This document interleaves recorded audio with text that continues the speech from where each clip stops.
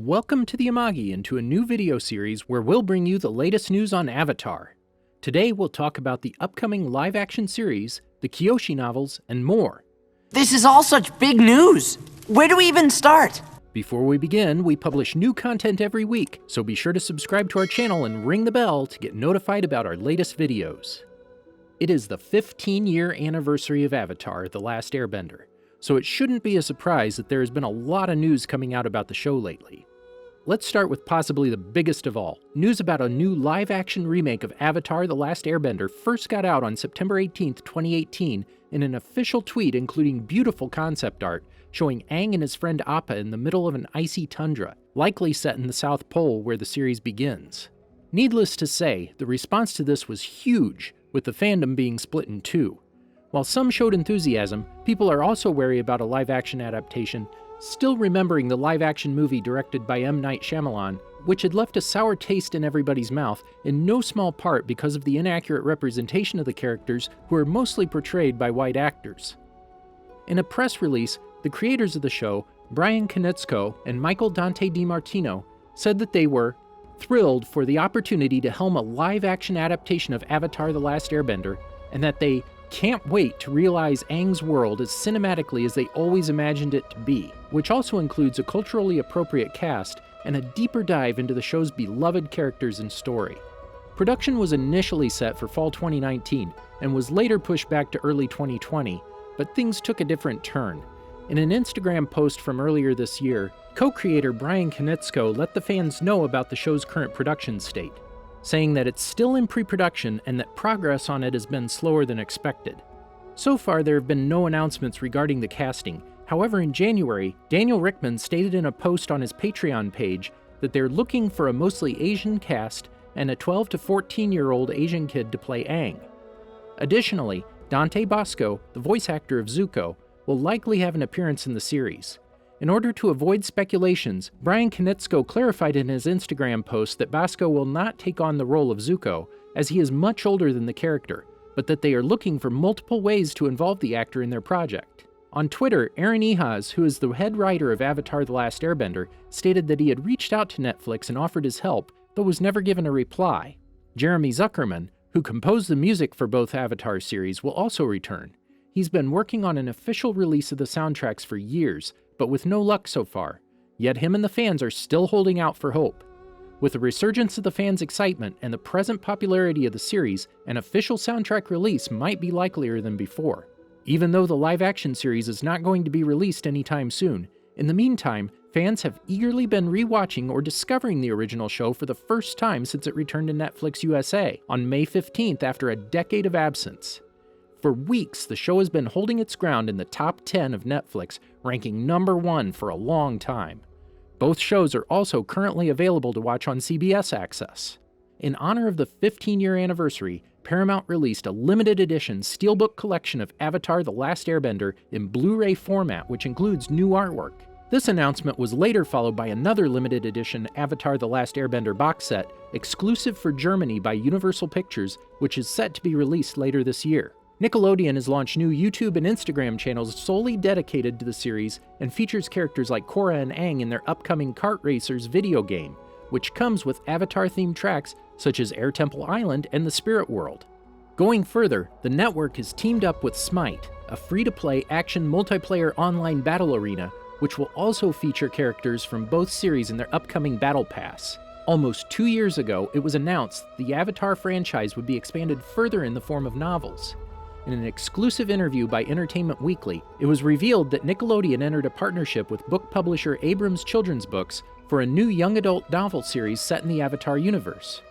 In the center of the two-part novel series stands Kyoshi, the oldest known Avatar at 230 years old, renowned for founding Kyoshi Island and the Dai Li. Having been adored by the fans ever since her first appearance in Avatar Day, she quickly grew in prominence, being revealed years after the original show's run to be bisexual in the follow-up graphic novel series called The Legend of Korra: Turf Wars, written by co-creator Michael Dante DiMartino, who also serves as a consultant on the novels, with F.C. Yee being the author. The first of the two books, called The Rise of Kyoshi, introduces readers to 16-year-old Kyoshi and her journey from a girl of humble origins to the merciless pursuer of justice. The continuation, The Shadow of Kyoshi will be released on July 21, and will follow Kyoshi as she attempts to keep peace across the four nations, confronting a mysterious threat from the spirit world. Paperback editions and audiobooks from Blackstone Publishing, narrated by Nancy Wu for both novels, are set to be released in the future. If you're interested in a first look into The Shadow of Kyoshi, check out the previews by Entertainment Weekly. Chronicling the adventures of Aang, Korra, and their friends after the end of their respective shows, the comics tell about new challenges of the heroes in the form of overarching graphic novels with no end in sight. The newest addition to the comics is Katara and the Pirate's Silver, which will be the first standalone comic in Avatar. Set in Book 2 of Avatar: The Last Airbender, the story follows Katara as she teams up with a group of pirates. After having been separated from her friends in an ambush from the Fire Nation and must find her way back. In an interview with Newsrama, Dark Horse Comics editor Rachel Roberts and comic illustrator Michelle Wong talked about the future of Avatar comics, teasing new formats, intending to expand Dark Horse Comics' publishing line, and expanding the Avatar universe. For fans that are looking for an alternative to the hardcover library editions of the graphic novels, the new omnibus editions are worthy of consideration due to their simpler format. Offering all 3 issues of a trilogy in one book without extras, like commentary and concept arts by the comic creators, the omnibus editions are a cheaper alternative and make great additions for collectors' shelves. So far, only the first 3 graphic novel trilogies have been announced. The Promise Omnibus Edition is slated for release on June 30th, with The Search Omnibus coming out on October 27, and The Rift Omnibus set for release on February 23, 2021. The latest hardcover library edition for the 6th Avatar: The Last Airbender comic trilogy, titled Imbalance, has been available for purchase since June 16. The library edition for the 2nd Korra comic trilogy, called Ruins of the Empire, is available for pre-order and will release on September 22, 2020. On top of that, we're getting a 3rd library edition that will encompass the 2 separate comic books, The Lost Adventures and Team Avatar Tales. A cover for this library edition has not been revealed yet, but it's set for release November 10th.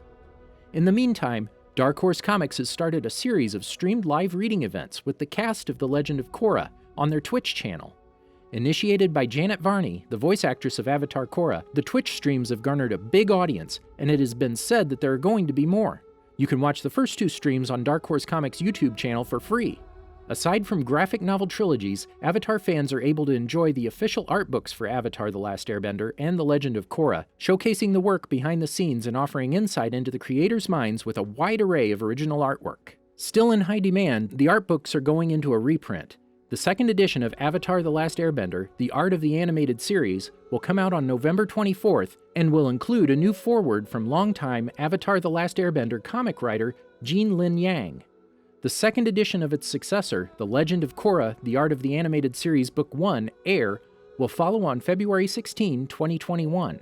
Published by Insight Editions, the Avatar scrapbooks aren't explicitly said to be part of the canon, but make for valuable assets nonetheless. In the form of hardcover books, the characters from the series tell the reader about their adventures and provide collections of mementos and keepsakes, including posters, cards, maps, and more. So far, there are 3 of them, told through the view of Aang, Korra, and Iroh.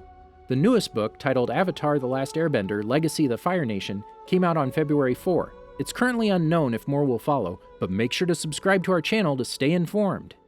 To those of you who might not be interested in literature and love action figures, these action figures from Diamond Select Toys might have your heart skip a beat. Manually customized, the company has you covered with the original show's favorite characters, including Zuko, Azula, Aang, and Momo, plus Katara. This 2nd set of action figures is supposed to come out this fall, so keep your eyes open. If you want a cuter version of action figures, the Avatar Funko Pops just might be the right thing for you. Encompassing a bigger cast of characters, you'll find not only the cast of both the original and the current generation of Team Avatar, but also vinyl figures of their friendly allies, like the Cabbage Merchant and Uncle Iroh coming with a delicious cup of tea, or foes like Amon. Hot tip, they also have candy dispensers. But it doesn't stop there. Indeed, there's much more merchandise for fans, such as the pins by Zen Monkey Studios and the t-shirts from Box Lunch Gifts or the Box Lunch exclusive Appa cereal, just to name a few. Who knows what else is in store for the Avatarverse, but whatever it is, we can't wait for it. Did you enjoy our video? Be sure to check out these other great videos from the Amagi, and make sure to subscribe and ring the bell to be notified about our latest videos. Do you want us to cover something in particular? Let us know in the comments.